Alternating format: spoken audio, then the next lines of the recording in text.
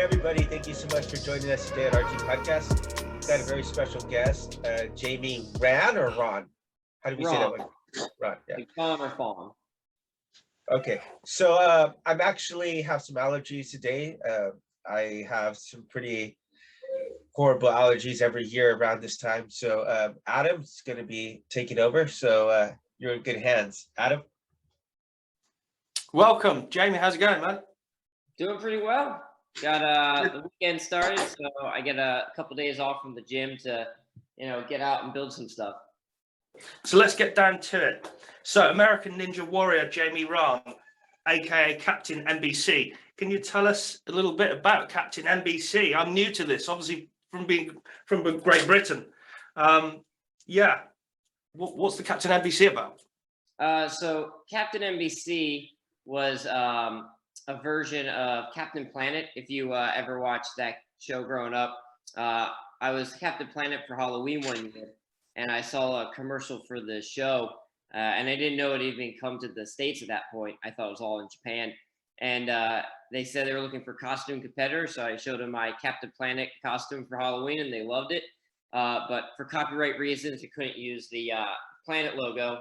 So I was like, what about your logo? You own that. And they loved that idea. So I became Captain G4, which is the network it was aired on, and then NBC when it took over. And then just kind of, owned it and took it over. And people always ask what NBC stands for, and National Broadcasting Corporation isn't a very exciting answer. So been trying to figure out some cooler answers to that. For those viewers that don't know exactly what you do, over to you, Jamie. Go kick it off. Yeah, so I've been doing a show called American Ninja Warrior for past 11 years now. So it's a obstacle course TV show where you get one chance once a year to complete 4 stages. And if you make it, you move on. If you fall, you're done. And even to get to those 4 stages, you have 2 qualifying rounds to get through. And even to get to there, you have a casting and application process to go through. So quite a long journey to get there. I think there's been very few that's even made it to the last stage, let alone beat the last stage. So it's really fun challenge because you don't always win, and sometimes no one wins, but it's always you versus the course, and that's what I like about it. It's a good challenge for people against physical capabilities and that mental aspect of, can you be focused in the moment? Just to kick things off, a quick fire lightning round. Chrono and I have got a couple of very quick questions for you before we continue. So let's kick off with your favorite ice cream flavor. That would be cookies and cream. Good choice. Yeah. Favorite show on TV other than American Ninja Warrior? Oh man, I guess The Good Place, when that was still going on. How do you keep motivated then, Jamie? Obviously, you've been on the show for quite some time now. Yeah. What keeps you motivated every year? The fact I haven't won yet. So it's good motivation because I still haven't accomplished the goal. How close have you gotten? The furthest I've gotten in America is stage 2 out of 4. So I've gotten there a couple times. I made it to the landing platform of the last obstacle, or the second to last obstacle is the furthest I've ever gone. But I have gotten to do some testing for stage 3 in Australia. I got to do, not Australia, I'm sorry, in Germany, I got to do a stage 4 and a stage 3, which was really cool. Cool. Now, I think I've seen in one of the clips that you were actually racing someone in one of the, I don't know if it was one of the stages, but I thought these were all like one person goes in at a time. So what was that that race that I saw? So there's, it's usually just you versus the course that one stage at a time. They had a show called Ninja vs. Ninja, and that was about 3 seasons. It was under a different name. It was like Team Ninja for the first 2, but it was head to head. First one to get through wins, and you're in like teams of 3. And that's kind of what the American Ninja Warrior Junior has become, where it's head-to-head, fastest goes through and wins it. And then in the skills competitions, which you'll see in the kind of grander scale these days, is it'll be head to head. I've done one where you go up a zigzagging peg wall. First one to get to the end wins. There's strides where you're going back where they're like short one obstacle races. But the head to head has been like the Team Ninja stuff, which is really fun. But it wasn't that great on the ratings because it was the same course over and over again with the people you already knew. So it works great with junior, but I don't know if it'll come back for the adults yet. Jamie, I don't suppose you ever heard of a British show called Gladiator? Have you heard of it? Yeah. Yeah. The 90s? I mean, that for us was, as kids, we would look forward to it every Saturday night. We'd sit down with some pasta or pizza, and we'd watch this. And it was quite all kids watched it. And it's a shame it ended, really, because it was the epitome of our Saturday night, and it brings families together, this kind of viewing, doesn't it? Don't you think?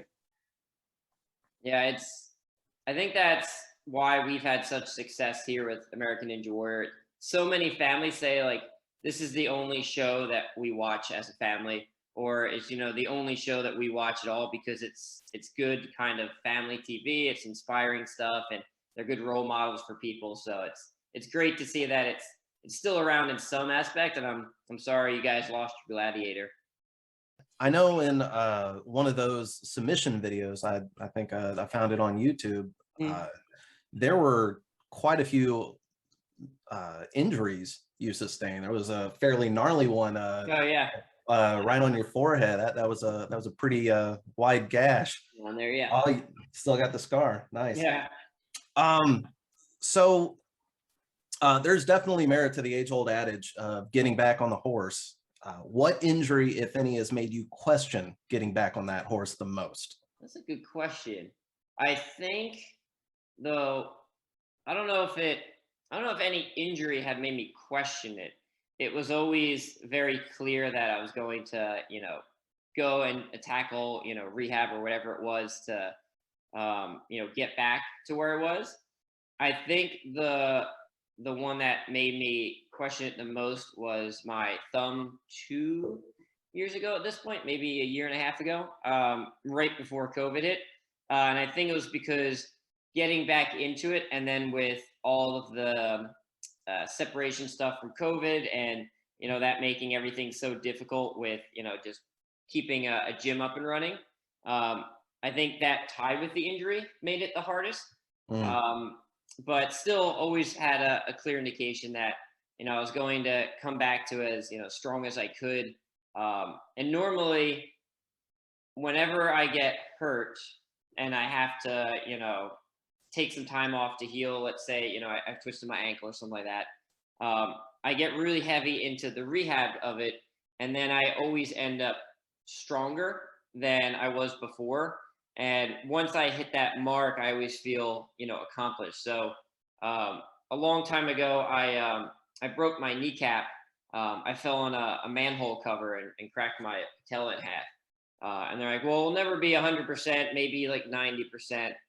And I was like, that was a bummer, but I kind of went into rehab. I'm going to get as strong as I can. I'll do one leg if I need to. And, I'm able to do things I wasn't before. Maybe it's 90% of what it could be, or 90% compared to the other one, but it's higher than I was. So it's all relative.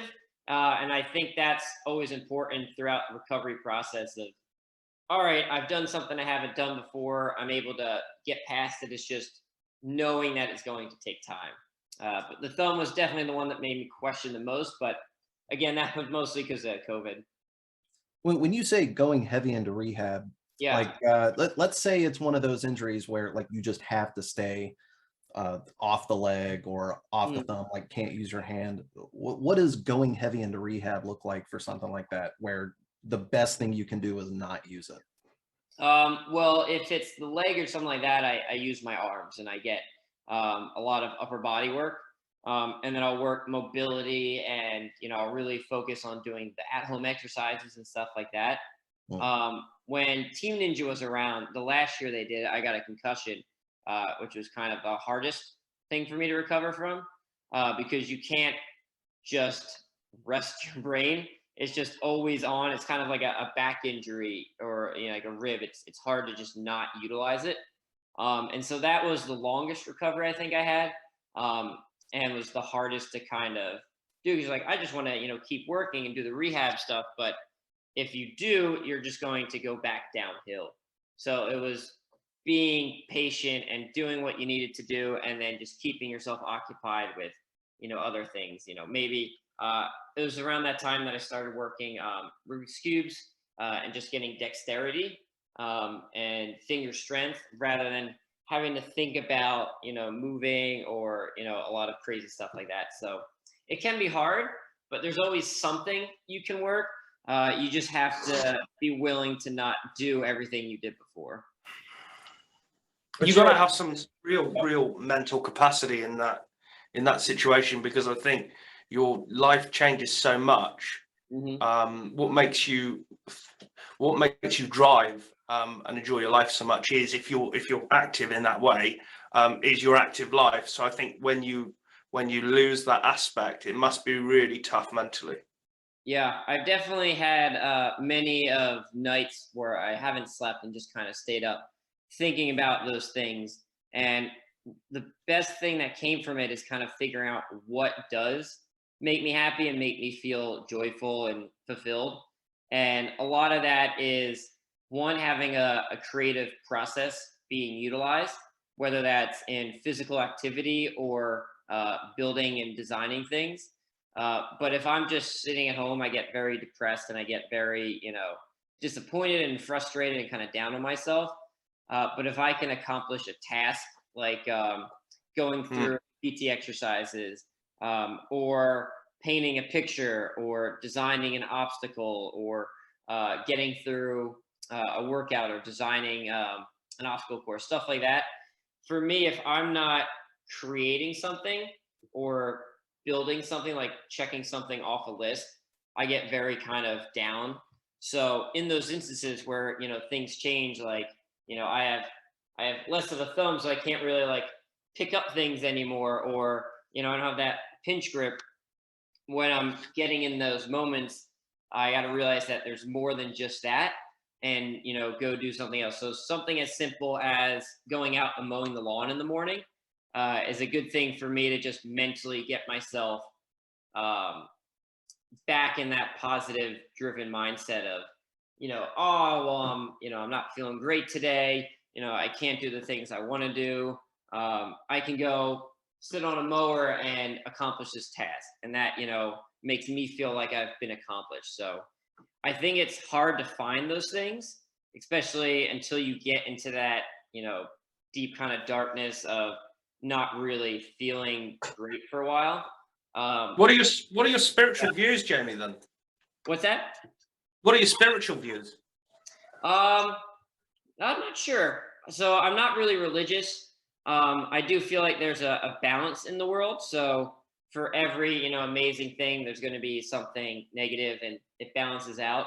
But I don't really feel like there's any particular destiny or higher being. I just feel like there's some sort of balance in the universe of whatever that comes into manifestation of. So it's Sure, more of a I mean, take it or leave it kind of thing for you. Yeah, maybe. I feel like whenever something really bad happens, I feel like something really good is going to happen, or maybe it just makes me think about it. So when I went to Japan, I was like, this is like my dream. I've been waiting 10 years to go do this and compete. And then I failed on the second obstacle. So it was like an amazing thing, but then also like a horrible thing. But I still feel like the worse you have, the greater the happiness you can feel. So like you can't experience, you know, this overwhelming sense of joy if you've never had this, you know, horrible misery. You know what it is by contrast. You know, if everything's been amazing, it's kind of like this theory of like, if heavy is eternal bliss, bliss can't be eternal because eventually you'll get used to something. So I like to think that the bad things make the good things better. Sure, definitely. Yeah. That's, I mean, that I think you share some. I have some similar views to that. I think that Yeah. a lot of tough times for me personally. We'll go into your view on this in a moment, but personally, the toughest times are when I think people need to tell themselves that without the good times or without these bad times, they wouldn't, the appreciation wouldn't be there. So happiness kind of stems from suffering and sorrow, I guess, in a way. But how do you get over failure? How do you manage failure and overcome it? Hold on. Can you while we're right here, Jamie, would you mind if you wouldn't mind telling us a little bit about what's going on with your wife in the process right now? Yeah. I'm a Christian. Both Chrono and Earl are both atheists, and I gotta say this honestly caused me one of the biggest. It's a big crisis of faith for me to know that there are people who don't take care of their kids or abuse their kids, and then there are people who they try so hard and so desperately, and they get so disappointed by not being able to have kids. My cousin actually just went through 5 years of IVB. IVF. Yeah. So and he had a kid at 50 years old. So do not lose hope. But if you could, if you wouldn't mind. Yeah. So real quick, Adam, so I can tie it into what you said. Can you repeat the question about failure? Yeah, how do you personally get through I mean, to achieve anything, nothing comes from failure. So, you've got to get over those failures. How do you do it? Right. So like Isaiah was saying, me and my wife have been going through IVF. So she really wants kids, and I'm not sold on adoption yet. I really want to make sure that I have that connection with my children. And being a coach, I'm around kids all the time, and I kind of already feel like a parent, and I kind of have that need fulfilled, I guess, for the most part. But for my wife, it's real important that she has kids, and we have like a specific child that we can focus on. And so we've been trying for I think maybe it was about a year and a half, 2 years, since we got married, and then that never really happened. So we went in and did testing. Turns out I've got, pardon me, I think it's a low count and a low probability of fertilization. So I think it was like 15% chance of it happening naturally. So we went through an IVF process, which that is like very not necessarily demeaning, but I can't think of a better vocabulary word, but like it just constantly like cuts you down. Where we started with an incredible amount of 22 donor eggs from my wife, and then only half of those got fertilized, and only half of those were viable, and only half of those came back from testing, and we ended up with like 3 chances, and spent close to $20,000 of money that obviously we're not going to have to just spend. And so we tried one transfer, didn't even take, never even attached. And then they don't really tell you why. They're not really sure. There's like so many variables. And then, all right, well, we have 2 more. Let's try the next one. It attached, and it was, great. And then the secondary blood work showed that it wasn't growing. So I think they called it a biochemical miscarriage, I think was what the term was. And so that didn't work. So now we had 1 embryo left. And so that was really tough to kind of handle. And Isaiah was nice enough to allow me to reschedule, because I found out, just that day that it wasn't going to work. So I realized we spent, a full year of all this stuff, giving my wife shots and going through chemicals and all this stress. And now we have 1 shot left to actually have a chance at it. And so I think it's tough to deal with. But a lot of things that kind of, I have a couple quotes or phrases that I bring up in my mind all the time of like, well, what else are you going to do? And think of it as like an answer to my question, why bother? Or, this is, not worth it or stuff like that. And we'll be like, well, what else are you going to do? Are you just Wow, going to give up, or that's what deep. other options can you have? Are you going to, just say it's not worth it? Or are you going to put in the effort and say, okay, it sucked and we went through it, but, there's a chance it's going to work. And is that chance, worth the trouble? And almost always it is.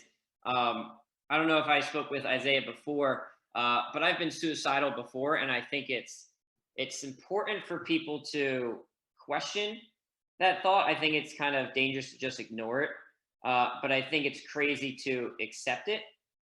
For me, it's always been, whenever I get in that mindset of, what am I doing to help, the world in general? Am I still able to do something beneficial, or am I just, accumulating things? And it always comes into this thing like, well, what else can you do? There's always something that can be done. If I was, paraplegic and I couldn't do ninja anymore, what else could I do? I could still teach people. I could still coach coaches. I can use all of my knowledge for, the safety of the sport. So every big thing that I think could be like the end of the world for me, there's always something I can do if I really like hold myself accountable. Like, what can you do for this situation? What can you do for the world? And that really helps me in those failures of realizing Sure. that failure isn't everything, but there's other places that can help you grow. So I hope that answers kind of both of them together. Yeah. Yeah, for sure. Definitely.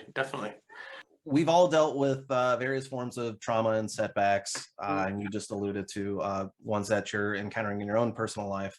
Sure. Are there ever situations where you would rather just say screw it and then just go home, have a beer instead of going to the gym, or pushing yourself to do something you should be doing, and just rationalize taking a breather or taking time for yourself? Yeah, absolutely. And I think this is kind of like a great time for this conversation, because the past, I don't know, maybe 6 months has been like my biggest struggle with it. And definitely my most losing struggle with it. I think because I want to be active, and I want to, be healthy and be an inspiration through my movement and what I do, especially as a coach. I want to be able to show my students, what's capable and, how to inspire them. But I focus so much time and energy on just keeping the gym afloat, and having a gym with COVID stuff is just super rough. So I kind of weigh those odds of like, is it selfish for me to want to be healthy rather than put in the extra hour to, clean the gym, or to design this obstacle, or to move this stuff? So I get in this battle with myself of, for me versus for the things that are important for other people in my life as well. And one thing my dad told me growing up, because as a kid I was super selfless, and I would just, do everything I could and never think about myself. And then I would end up, sick, or, and that was a big deal because I'd be sick for a while. But he said, don't forget about number one. And I was like, well, that's selfish because, I should be helping other people. And he made an amazing point that stuck with me was, you can't help other people if you're not physically well. And a lot of that is mentally as well. So if I don't take the time to put in for myself, I'm not going to be as effective or really maybe useful at all for other people. So my biggest case of the screw it's is in the morning. When I get home and I'm done with everything, it's nice to just have that quietness, and just to be alone and just with my thoughts and relax. And then in the morning, I don't want to leave that. And that's the hardest part, is to get up and go do something, because what I'm feeling right now is great. It's relaxing. I'm at peace. I'm enjoying it. I don't want to go out into the world and deal with that yet because I dealt with it yesterday and this is really nice. And so I have to force myself to go do something because I know it's going to be better at the end.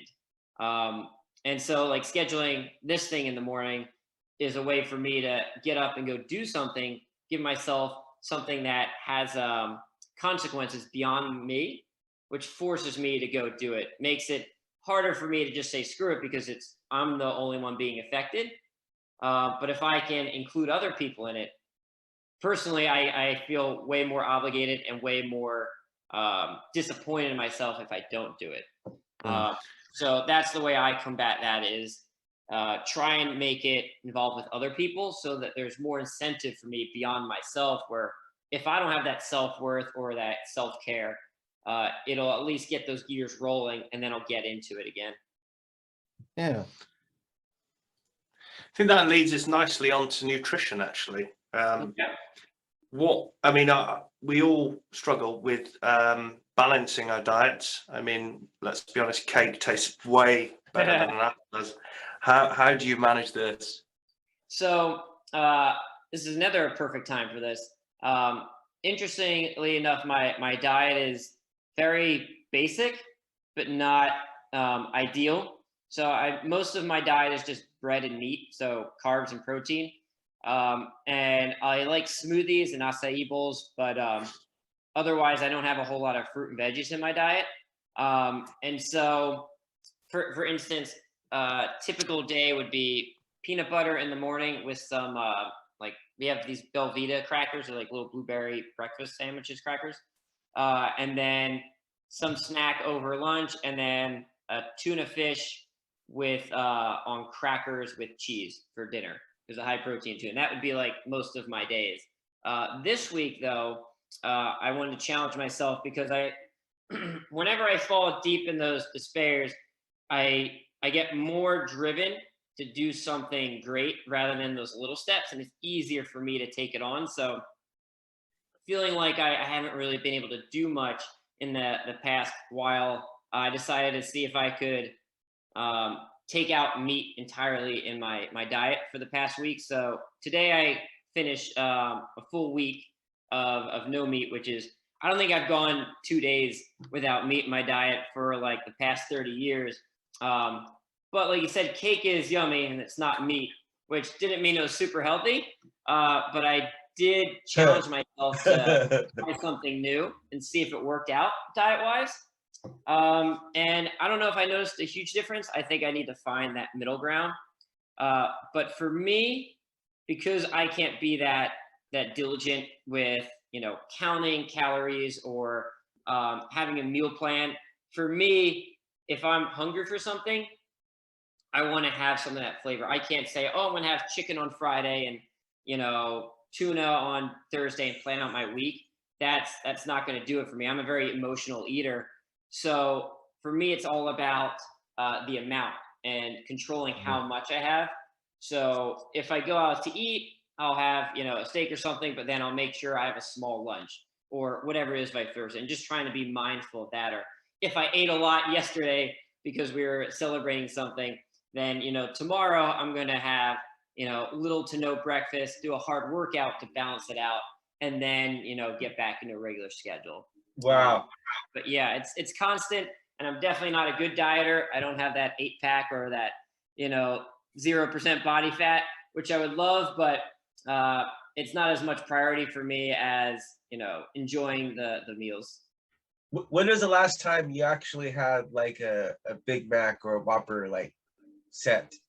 I don't think Like I've years had ago? like a fast food burger for maybe like 5 years, 6 years. Wow. Wow. I mean, my go-to is Pizza Hut. That's my big Achilles heel. The Cinestick. But yeah, a burger I'll usually get like I'll do takeout, but I won't do like drive-through burgers unless like I'm really sick and I'm finally feeling better and nothing's open. So I'll get some good salty fries and a burger there. I live in South Korea, so I was telling someone McDonald's they feel like embassies. Yeah. Every time I see them, I get all excited and feel like if North Korea ever attacks South Korea, I'm just gonna go right into the McDonald's. So I do want to ask. You said you tried the a vegetarian diet for a Yeah. little bit. What Yeah. prompted you to do that? And Uh, did the ethics behind it have anything to do with it? No, it wasn't the ethics. It was I watched something. I mean, I know that you know, a full meat diet is not great for your body. Just in general with I don't know if it's cholesterol or whatever, but I watched something recently that was, God, I can't remember the name of it. It was a rapid starvation. No, it was some Netflix documentary thing that I thought was going to be about Arnold Schwarzenegger, but ended up being about meat in your diet, and it was something where they showed like the blood of a vegetarian and of a carnivore, and like put it through the centrifuge or something, and the blood was clearer for the vegetarian, and just allowing blood flow. They talked about through the veins, and allowing the arteries and everything to get bigger so you could get more blood to your body. It was about elite athletes that had gone vegetarian to help them. And I was like, hey, I'll give it a week and see what it is, see if I notice anything. And so I needed a way that I could challenge myself, that I felt accomplished, that wasn't going to be too unbearable, but it was harder than I thought. Is a week long enough? I don't know. Probably not. I wanted to do a month, but I don't know if I can handle a month. So today's been a week. I have my first rock climbing competition tonight, so I'll kind of see how that goes, and then see how things go, if I can keep it that way. But I realized not doing meat, I need some sort of, because I did a lot of the Impossible Burgers or Beyond Burgers and that type of stuff for like meatballs and such. But other than that, I don't really have a huge diet for beans or salads or anything like that. So I think it's going to take me longer to get into those, and I don't want to have that be my only option if I'm hungry. I think I'll hate it, but if I can like start to build up my taste buds for it, I think it'll be a little better. So I'm going to start peppering in a couple meals and kind of see how that works, like a split between it. But I think it was just mainly a goal to see if I could do it and if I noticed anything different. I recently interviewed a boxer / mind coach, and I asked her what percentage of like competing is physical versus mental, and she flat out said it's 100% mental. Mm-hmm. And so what ratio would you put between mental and physical? If you ever saw the movie Little Giants, Lawrence Taylor, you remember Lawrence Taylor? No, I never saw that movie. The guy was like a nightmare. Well, I mean, he's like the Warren Sapp, like before Warren Sapp. But he said football is 80% physical or 80% physical, like 40% mental. So he's like, you got to take it. 100% isn't enough. So okay, that's cool. I would say I think it's about 50-50 at least. It's at least with the ninja stuff, it's the level that it's getting, you have to be pretty physically fit, just endurance, and then to keep your joints together. But then also mentally, it's always been a huge mental thing because you get one shot once a year, where it's one step below the Olympics, but a big step above most other sports. Because if you have one game, if you went straight to the playoffs and you only had 4 plays and you had to score a touchdown on every play, that would be kind of how ninja is. But the mentality of it is not just that, the one chance, but a lot of the obstacles you have to kind of figure out on the fly. So it's just as much of a puzzle as it is stress induced, because you may have seen an obstacle like that, but maybe you're thinking, can I save some energy going this way? Is it worth it to try this method as opposed to doing every single piece? And, do I grab the bar here, here, here? Do I do it this way or this way to set me up for the next one? So you got to have a lot of planning and prep ahead of time, because the courses just get more and more difficult that you can't physically muscle your way through, which in the past you definitely could.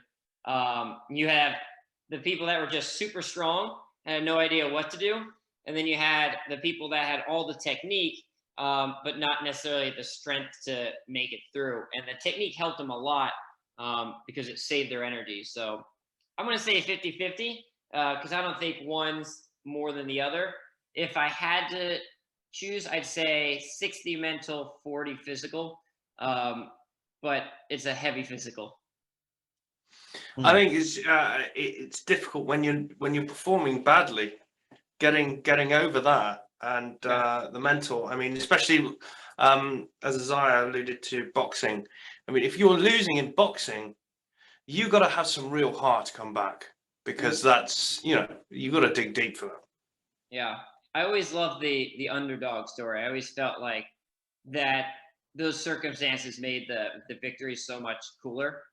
Like whenever we have issues on set, it's like, oh, it's raining. It's like, awesome. Imagine how amazing it's going to be if you beat the course when it's raining. Everyone's like, oh man, it's wet. It's not going to be good. I was like, yeah, but how cool would it be if you were the guy that did it in like the thunderstorm and all that sort of stuff. So I think growing up on things like Rudy and all that sort of stuff, that like it makes me like extra excited to have that come from behind victory, where I think it'd be cooler if like, I'm not a good fighter at all, but if I was, boxing and, getting destroyed and then came back for the win at the end, like most of the Rocky films, I think that's a good drive for failure, or losing, I guess I should say. But that actually made me think of something. In Ninja, you're never really losing. You're either on it or you've lost. It's a quick drop. So it's interesting. I never really thought about how that transition's so quick compared to most sports. You kind of have that comeback. How often are you surprised? You said every now and then you have to figure something out on the fly. Like how often do they present an obstacle that like you've just never seen before, or is completely brand new to you, or new to everyone? I would say for the past the past 2 years, they've done a great job of bringing in new things. The past maybe 4 years before that was nothing really new. It was very kind of not necessarily predictable, but there weren't a lot of new movements or new obstacles kind of being set forth. And then they started opening up and they had so many brand new, interesting ideas, where new moves, for instance, in the entirety of the show, we never had any move where you had to like, not just catch here, but you had to catch behind it.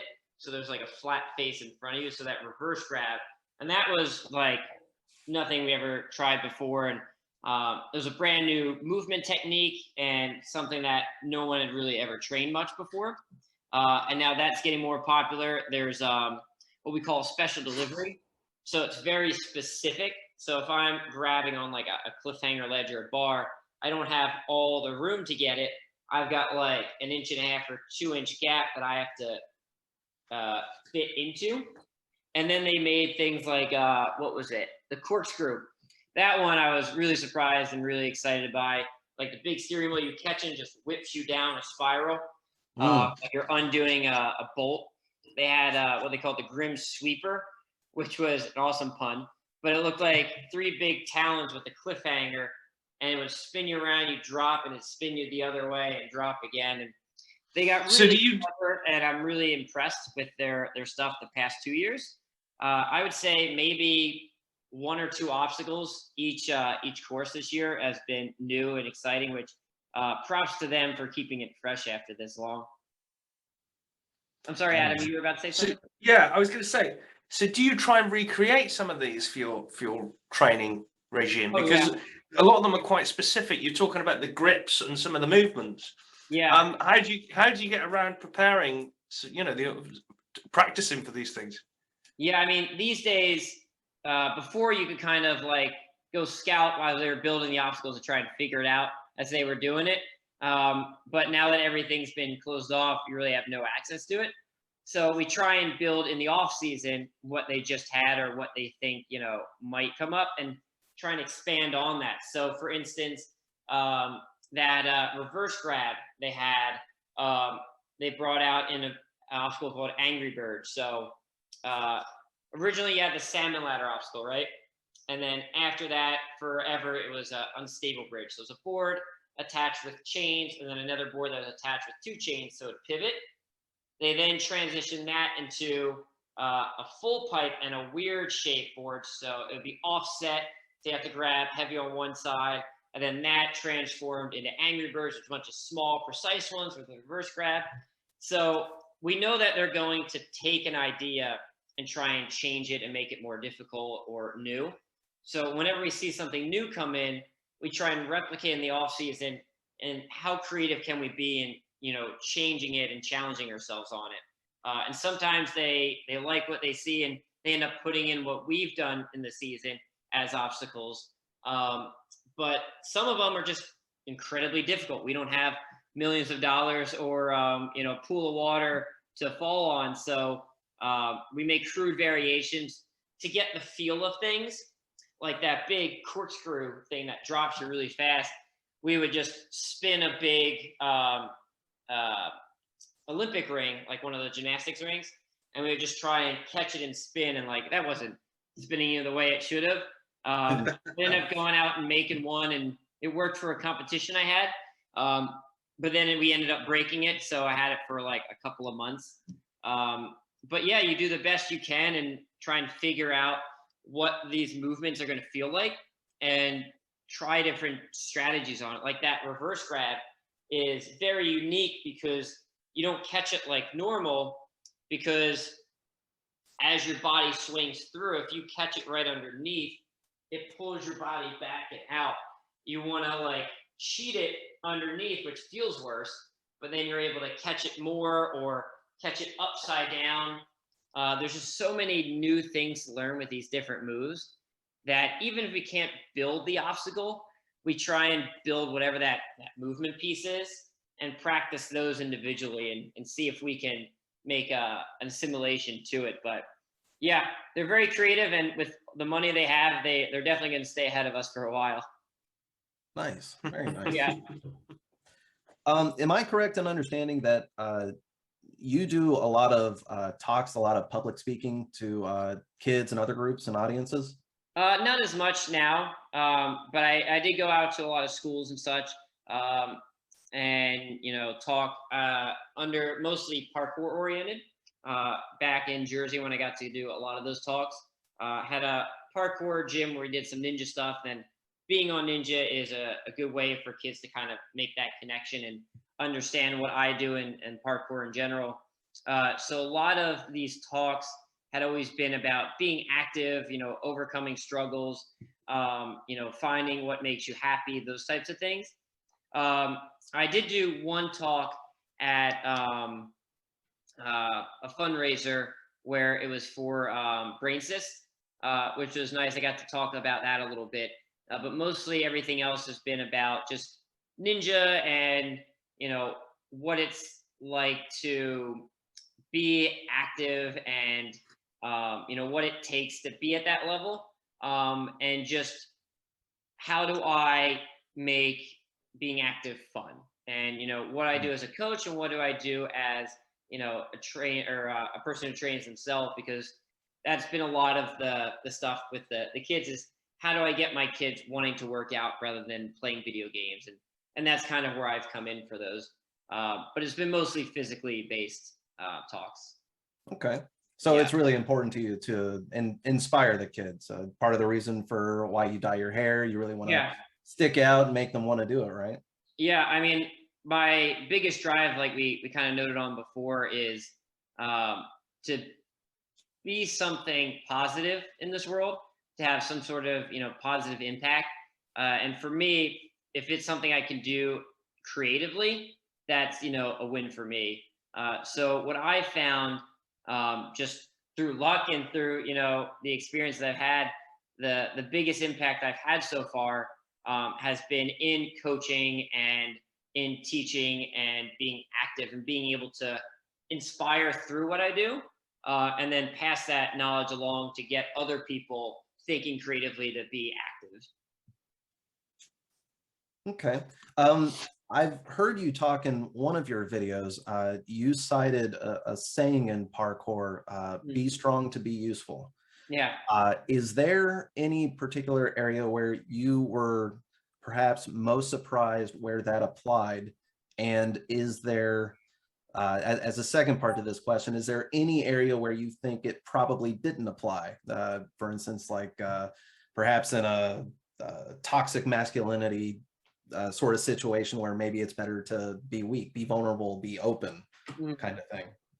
Yeah. So be strong to be useful had always been kind of the way I had been utilizing it was, when I originally heard it, was like, think of like an apocalyptic situation or an emergency situation. Like if there's a fire in here, I should be strong enough to be able to carry someone down the steps, or, I can move debris, or I can climb the railing or whatever. Like be strong and capable so that I'm useful in those, life or death situations.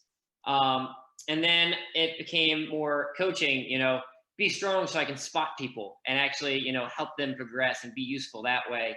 And then I started thinking about it, mentally, or being mentally strong, where in parkour, there's a lot of fear that we deal with, and overcoming and really focusing on it, not just, pretending it doesn't exist, but, confronting it and dealing with it. So being mentally strong, I think, is super important. And I think I was most surprised with where it was useful was that mental aspect, where I hadn't really thought of it before. And then, when me and my wife were going through, the IVF stuff and realizing, I had to be extra strong because she needed support, because this was one, her biggest thing in life is to be a mom and wanting to raise a family, where me, it's just to have that impact. And for her, not only is that like her life's mission, but she has to go through all the shots. She has to go through all the medications. She has to go through all the procedures. So I have to be, mentally strong to deal with whatever I'm dealing with at work or at home, or my physical, concerns, and just, support her and be strong enough that, she needs help, I can help her. And then, I don't need to deal with all those little things because this is more important. So I think that was where it was most surprising. I don't know if I found a place where it wasn't useful. I trained to be an architect, and then I have a degree in art, so I'm very good at finding reasons for things. So I feel like I could argue either way that, being strong would be useful in some aspect, if not for that, but for like a higher purpose. I think maybe where it was most detrimental was where I refused to change. I refused to do things that my boss wanted me to do, because I felt that what I had done made things safer. And I wanted to be strong for the community and for my students, that I was going to keep them safe. There was a particular obstacle that kept hurting people, and it was driving me nuts. And I was like, I can't let this happen. So I felt like to be strong would be to, stand up for them and, keep them from getting hurt.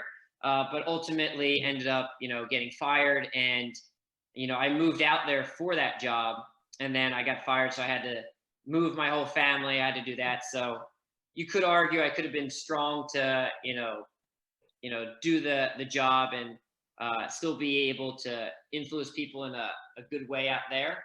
But I felt like I was sacrificing too much. So either way, it didn't work out great. But I felt like morally I had to be strong in that sense rather than just be strong for my duties as, an employer or employee rather.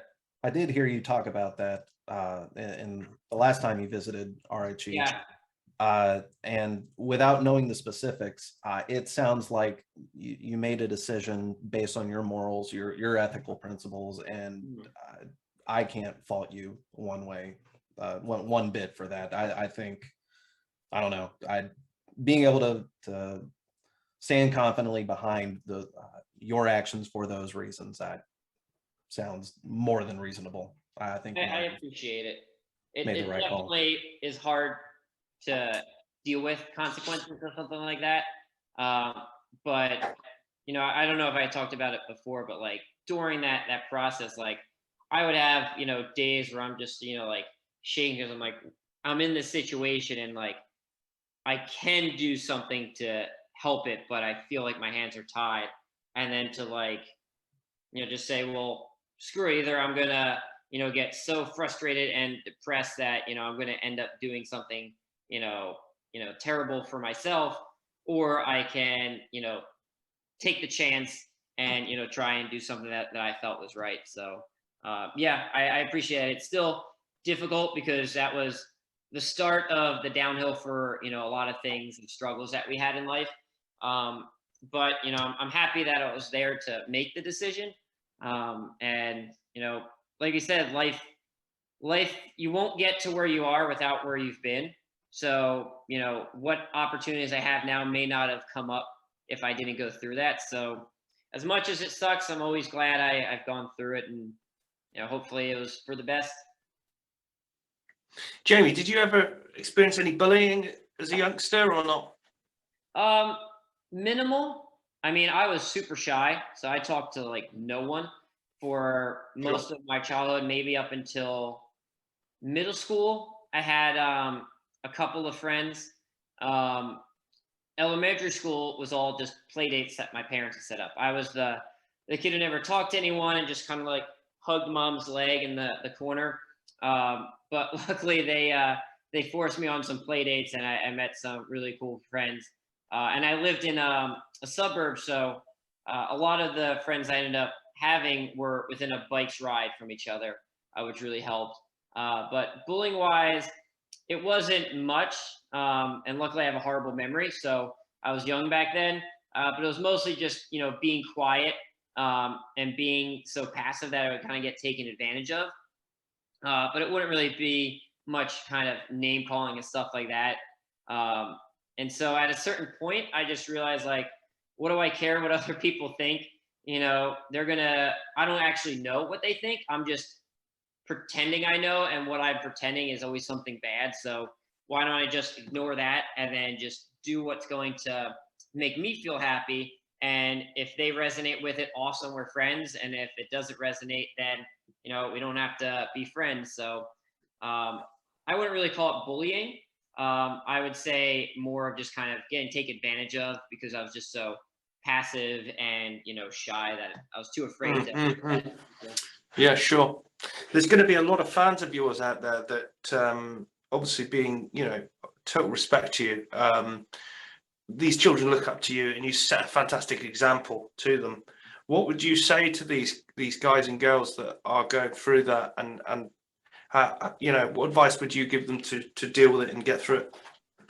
I think the best advice that I could give someone who's being bullied is to focus on you and think about what makes you happy and what makes you feel worthwhile and confident.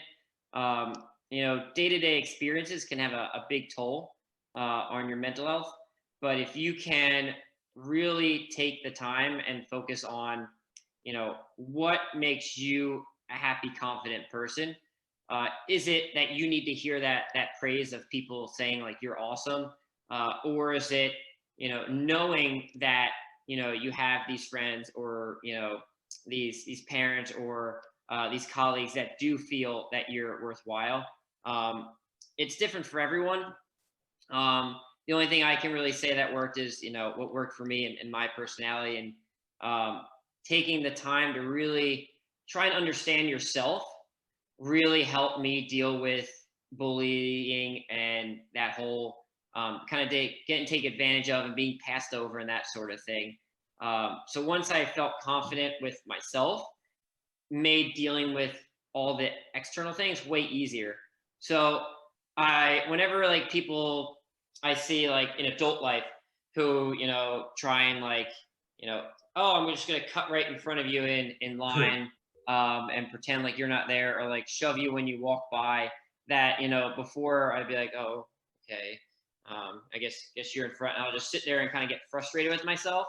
I'll speak up and say, hey, line is, over here, or, I'll say, excuse me. I'm not a confrontational person. Like, I don't want to have arguments, but it's important that I stand up for myself and say, hey, oh, we're all in line here, or, and just assume they made a mistake. That's big. It's just, they didn't mean it. It's not something intentionally against you. They didn't think, oh, I can cut in front of this kid with green hair. He doesn't matter. It's, oh, maybe they weren't paying attention to what they were doing. And that really helped me, is just try and think of, one, maybe what they're doing isn't what I'm receiving it as. Maybe they're, being angry because, maybe they just lost, a family member, and they're just, really short temper and frustrated and upset, and, the little things are going to set them off. And, how can I be in this situation that's not going to make it worse? And then just being comfortable with yourself and what makes you to be able to, deal with those things. You never know what anyone's going through, and Right. it takes a long time to get there. But if you Right. can be comfortable with, just trying to be the best for someone, then it's easier to get through life. I think you covered something quite interesting, what you just said, actually, because what I find is, if I argue with my other half, or in general people argue, then they're not really arguing about what they're arguing about. They're arguing because they're in a certain space. So, obviously there's people out there that feel compelled to upset people and bully people. And, what would you say to these people? I would say to think about what your impact is on the world, and what's that legacy that you're going to leave when you're behind. Think about all the interactions you have throughout the day. And if you were to, get in a car accident that day, how would people remember you that saw you on your last day? Are they going to say like, this guy, yelled at me in the car, he knocked over my drink, didn't say thank you when I held the door open for him. Like, all little things, are going to add up. And to kind of get that self-reflection is really difficult. But if you make it a practice of thinking, the double-edged sword, I think has been great for me, is how whatever I'm experiencing is not necessarily what they're experiencing. How is it coming through their perspective, and try to put yourself through their eyes? And that can help open up a lot of, windows of how you're acting. But like you said, they're in a different space sometimes. But when it becomes habitual, and you're just always angry, and like everyone's always against you, and this car cut in front of you, and now they're being the one that's making you late and stuff like that, and just trying to get yourself out of your tunnel vision can kind of help you open up to those other experiences, and hopefully seeing how you're being received in the world, and what impact you're having will help you want to change that. It leads me sort of on to what my grandmother said to me. It was quite poignant, actually. She said to me, when dealing with people like bullies and people that aren't necessarily behaving how you would behave, and she said to me that a lot of people that behave in ways that harm others, there are no excuses for their behaviors, but there are often reasons. And if you are a person that does things like that, it's a good idea to try and find the reasons why you do it. Mhm. Hmm. That's Hey, good. No excuses, but there's reasons. So you understand, but you don't condone. right. There's a quote, it's in philosophy, it's known as Hanlon's razor: never attribute to malice that which is adequately explained by stupidity. And I think your advice towards bullies, if they are leaving an impact that is less than positive in the world, it could just be that they don't realize it. They don't have the situational awareness to understand that what they're doing could be having a negative impact on the people around them.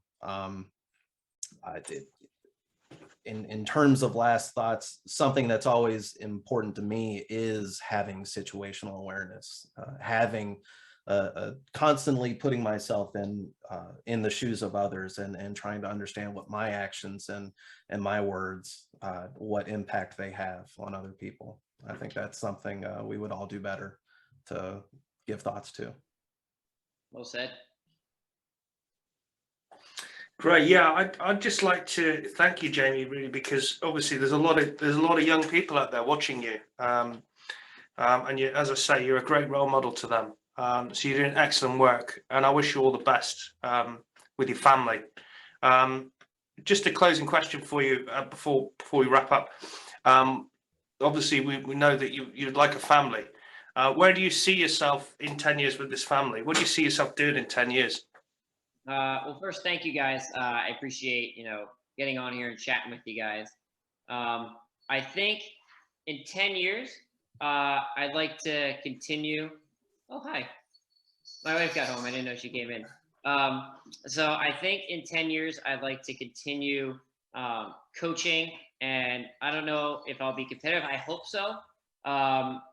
We just added teenagers in this year, and they're destroying things, which is awesome. But I'd like to still be, relevant enough in the sport that I can be in that community and, help kind of steer the community kind of thinking of it being about bettering yourself rather than beating the person next to you, which is something I loved in Ninja, that it was you versus the course.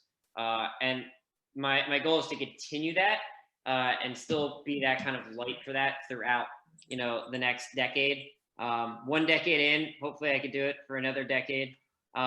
Hopefully I've got 2 kids by then, closer to ages 8 and 9 or 9 and 10. Still living here, finished out my house, just building more obstacles. And I don't like the idea of retiring. I like the idea of still having impact in the world and community that I'm in. So as much as I can continue to lend that experience and be relevant and helpful in the sport, and that's kind of my goal. So that's my goal for 10 years, and hopefully it gets me there. Brilliant to meet you. I've not seen the show myself, but as you say, I'm a massive fan of Gladiator, and I'm going to be catching up on some of this because it's probably going to be quite nostalgic for me, thinking of all those families enjoying the show. So yeah, thanks, man. It's really good to meet you. We had a much better version in America. It's actually called American Gladiator. So I think you guys stole it from us. I'm just saying. But that being said, Jamie, really want to thank you for joining us today. Since you had you and your wife, a couple Starbucks carts. So I really hope, I know it's pandemic, you guys can get out, enjoy that. And we also, I sent out a bunch of packages.